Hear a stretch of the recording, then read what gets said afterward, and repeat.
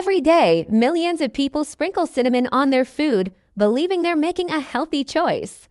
But what if I told you that the same spice meant to control blood sugar could silently stress your liver, disrupt your heart health, and do the exact opposite of what you expect? This isn't fear. This is science. Today, we're uncovering the real truth about cinnamon, how it affects blood sugar, insulin resistance, and heart health, the dangerous mistake most people make without realizing it, and how to use this spice safely and effectively. So before you add cinnamon to your next meal, watch this carefully. First, let's look at how cinnamon affects blood sugar. To understand cinnamon, we need to start where it matters most: blood sugar control. Cinnamon contains active compounds, especially cinnamaldehyde, which help your cells respond better to insulin. In simple terms, less sugar stays in your bloodstream, glucose enters your cells more efficiently, and those blood sugar spikes after meals become smaller. That's why cinnamon is so often linked to better glucose control. However, this benefit only happens under very specific conditions, and this is where most people go wrong. You see, cinnamon can help blood sugar, but the problem doesn't start there.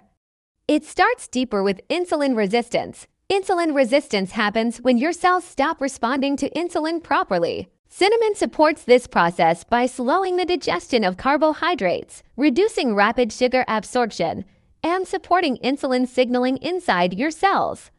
As a result, your body needs less insulin to manage glucose. But here's the catch: cinnamon works as a support, not a solution.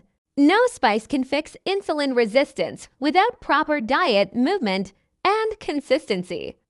And using it incorrectly can actually create a new health problem.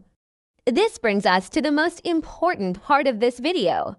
Because not all cinnamon is the same, and this difference can change everything. Most people have never been told this. There are two main types: Cassia and Ceylon. Cassia cinnamon is the most common type. It has a strong smell, it's cheap, and it's used in most restaurants and supermarkets. But it's high in a compound called coumarin. Long-term use of cassia can damage the liver and may even increase cardiovascular risk. On the other hand, we have Ceylon cinnamon, also known as true cinnamon.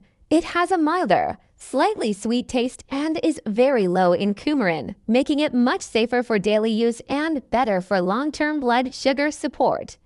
If you consume cinnamon regularly, Ceylon is the only safe choice. This single mistake is why many people experience problems instead of benefits. Now let's talk about something even more sensitive: your heart. When used correctly, cinnamon may help lower bad cholesterol, reduce triglycerides, and support healthy blood vessels. But excessive or long-term use of cassia cinnamon can stress the liver, interfere with blood clotting, and increase heart-related risks. So cinnamon can either protect your heart or quietly work against it. Again, the difference is knowledge. So how do you use cinnamon the right way without harming your body? The best forms are Ceylon cinnamon powder or sticks, mixed with food, never taken dry. The best time to have it is with meals, especially meals high in carbohydrates, in the morning or early afternoon. Avoid taking it late at night or on an empty stomach if you're sensitive. For a safe daily amount, stick to half to 1 teaspoon of Ceylon cinnamon and avoid daily use of large amounts of cassia. But even when used correctly, cinnamon isn't for everyone. Be cautious if you have liver disease, take blood-thinning medications, have very low blood sugar, or are pregnant and considering high doses. Always remember, natural does not mean risk-free. Cinnamon is not magic. It's a powerful tool, and every powerful tool requires correct use. Use wisely, it supports your health. Used blindly, it can slowly damage your body. Now I want to hear from you. Have you been using cassia or Ceylon cinnamon without knowing the difference? Comment below and share your experience. Like this video if it opened your eyes, and follow for more science-backed nutrition truths. Stay informed and stay healthy.